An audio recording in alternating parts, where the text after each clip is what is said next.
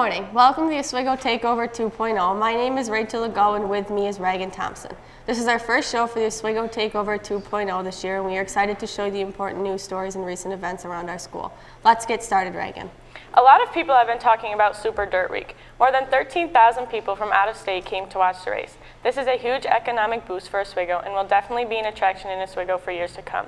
In fact, Dirt Car Racing CEO Brian Carter just announced last week that Super Dirt Week will return to Oswego next year.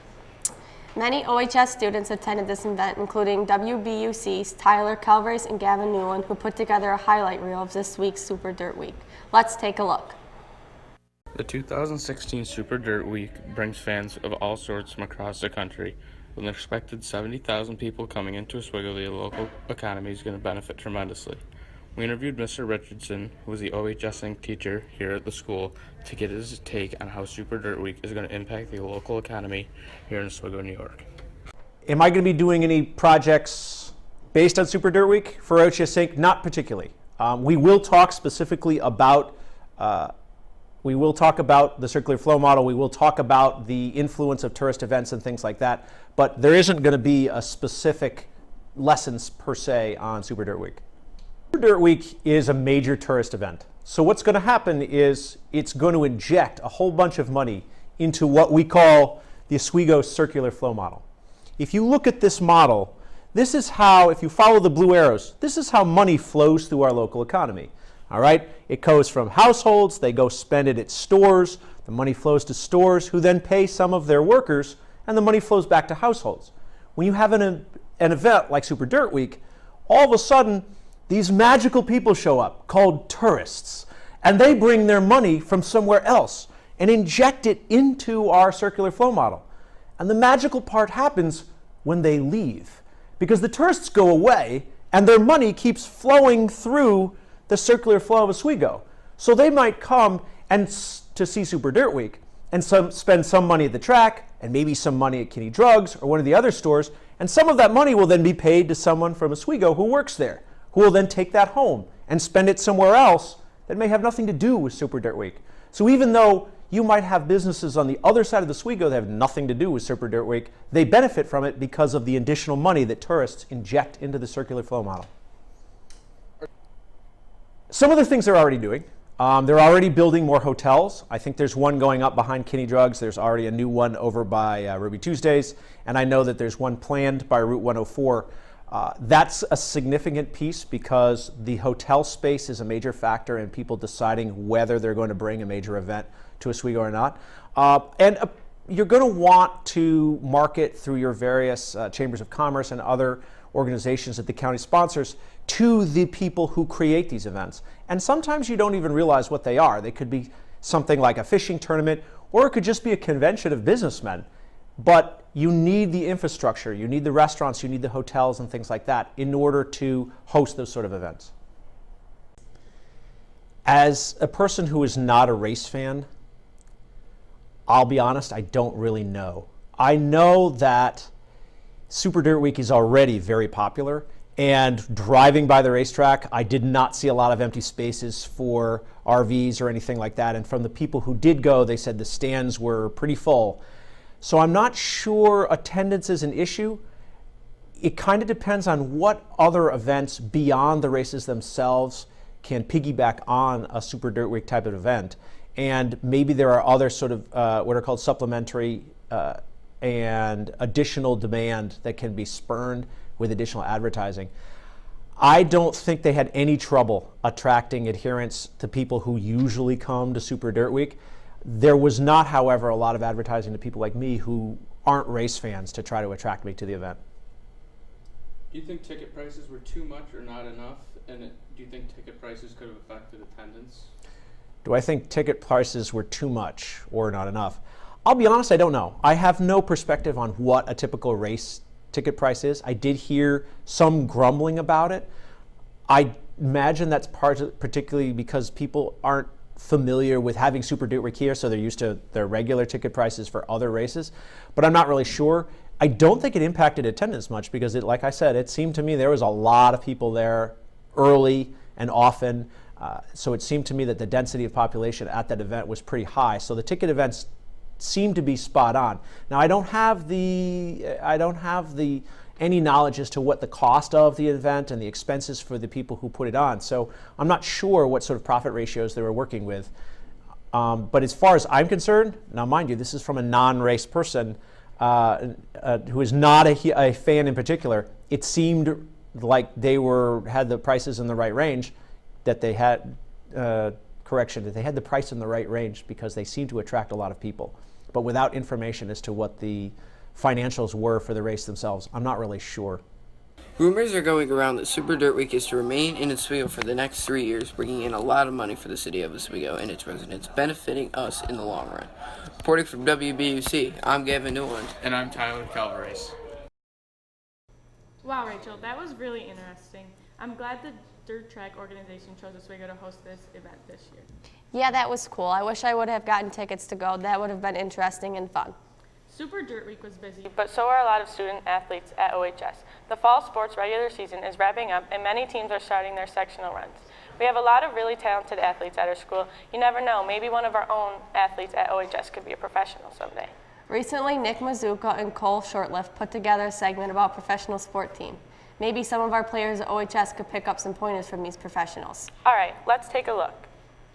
Hi everyone, I'm Nick Mazuka. With me and my guest today is Cole Shorelifts, and this is Sports Talk. So Cole, how are you doing today? I'm doing pretty good, Nick. How about yourself? I'm doing pretty well because I get to share this desk with you today. That's nice of you. And today we'll be talking about Buck sports and the MLB postseason. Now let's kick it off by talking about volleyball. So Cole, I know you're on the boys volleyball team. You guys are doing really well this year. How do you think the remainder of the year is going to go? Well, we qualified for sectionals pretty early in the season. For boys volleyball, you only need to win 40% of your games. And we're just really excited to see where the rest of the year takes us. You never know who you're going to pull past the first round, but as long as we keep our nose to the grindstone and keep working, I'm sure we can do some great things. Yeah, and speaking of sectionals, you guys have advanced sectionals ever since I've been in the high school, and it's really fun to watch you guys in the playoffs, really playing hard so you can advance to states. And you've gone to states for the past 2 years, so is that your goal to go back to states this year? Yeah, we want to see how far we can make it. We've had a bit of a shaky year with injuries and whatnot, but as long as we keep working, I don't think there's anything we can't accomplish as long as we play as a team. Yeah, I'm really looking forward to you playing in states. Thank you. And now on the boys varsity soccer team is on the verge of a sectional berth if they have to win their game against Mexico to advance to sectional play. I know you were at the game last night, Cole, and I unfortunately could not make it, but how did they do? Honestly, it was a pretty interesting game. The Bucks actually ended up beating CBA with a 1-0 win. Nick Back scored a little putback goal in the second half to seal it up, and it just overall was a great senior night. There was a really good turnout.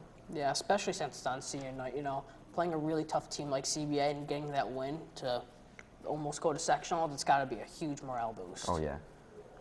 All right, the MLB postseason is in full effect, and the excitement is only beginning. The Toronto Blue Jays beat the Baltimore Orioles 5-2 in 11 innings, and the San Francisco Giants beat the New York Mets 3-0.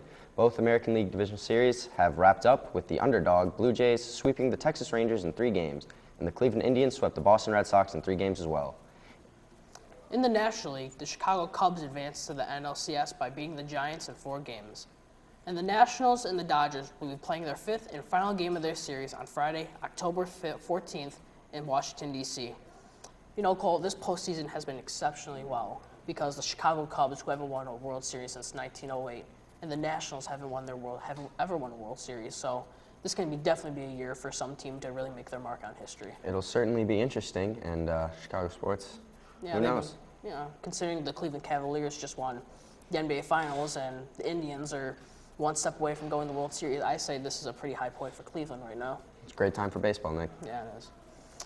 And that's all for your sports talk. Let's send it back over to the anchors. With a quick update, the Dodgers beat the Nationals on Friday to advance to the National League Championship Series. That was interesting. We here at the WBUC wish all those sports teams who made it to sectionals the best of luck. We are looking forward to the upcoming winter sports season. Other than sports, you know what else everyone is talking about? Let me guess. Clowns. You got it. That has been the talk around the city of Oswego. Students and teachers don't know what to believe because there's something new about it on the news every day. I think most people now are doing it for attention. You know what I mean? I heard on the radio the other day that people aren't hiring clowns for their kids' birthday parties because they are scared that the clowns may not be professional clowns. I guess everyone will have to be on the lookout about the whole clown situation. Also in the news, there's a bear sighting out by the college entrance a couple days ago, which made some people a bit nervous, I assume. Oh yeah, I heard about that. Must be pretty scary now for people who live out that way. The police department said the bear or bears don't pose as an immediate threat, but everyone should be on the lookout. Hopefully this situation can be solved quickly so we can move on to some better news, like the 75th anniversary of the Oswego Cinema. Recently, Vanessa and I put together information about the history of the Oswego movie theater. I was talking to you about it the other day, and you told me that the Oswego Cinema's 75th anniversary. They'd be doing a classic movie night to celebrate this milestone. It sounded awesome. Let's take a look and see what we found out. This year marks the 75th anniversary of the opening of the Oswego Theater. Ever since then, people have been going to the theater with family and friends as a source of entertainment.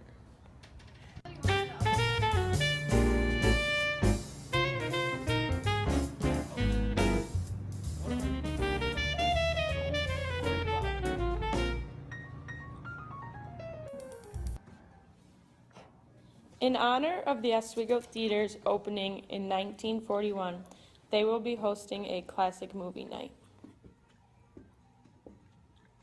My name is Matthew McLaughlin, and I've been here a whole year. So we've been selling tickets, obviously. We've also been cleaning up the theater to where it would look like it was back then, which it just still does even then. Right now we are expecting a decent-sized crowd for it. We have sold a good portion of the tickets so far. So.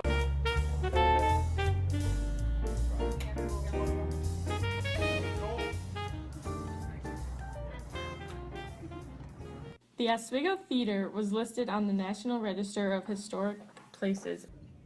Hi, I'm Jake Castor, and I'm interested in classical movie night because I love classical movies. My favorite classical movie is The Wizard of Oz because it's really suspenseful and it has great songs. I first became interested in classical movies when I was little because I watched them with my grandpa on the weekends. The first movie that was ever shown in the Oswego Theater was Casablanca. It is considered to be one of the most idolized romance dramas in cinema's history. Hopefully it will bring many people out of their homes to make this event a success. That's pretty cool that we have to get something special in Oswego for the night. Yeah, it is. Maybe I'll go and catch a movie. Who knows? Well, that looks like it's it for this week's edition of the Oswego Takeover 2.0. Stay tuned for next week's show. Have a great rest of the week. Go HS.